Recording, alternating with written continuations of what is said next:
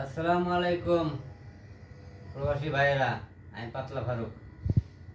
আমার যে অবস্থা দেখতেছেন, এই মাত্র কাপড় চুলকাইতে আসলাম, ঘামায় গেছি গা। ঠিক আছে, মনে করেন যে অবস্থা খারাপ।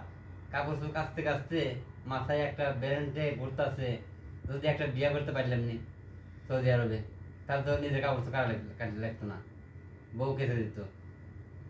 কিন্তু এই এই চিন্তাটা কিন্তু ভুল। যারা আমার মতন নতুন নতুন প্রবাসী বিদেশে আইছেন, নতুন নতুন ইনকাম করতেছেন, ভালো টাকা পয়সা হয়ে গেছে গা, চিন্তা করেন একটা বিয়ে করে নিন।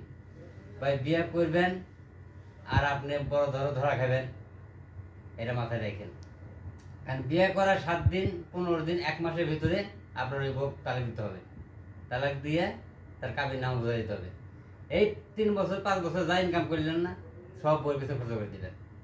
ভাই বিয়ে যদি করতেই হয়, আপনি দেশে যা 4টা বিয়ে করেন, সমস্যা নেই। কিন্তু এই দেশে সৌদি আরব, দুবাই, ওমান, কাতার যে জেনেই থাকেন ভাই, কেউ কিন্তু বিদেশি বিয়ে করার চিন্তা করেন না।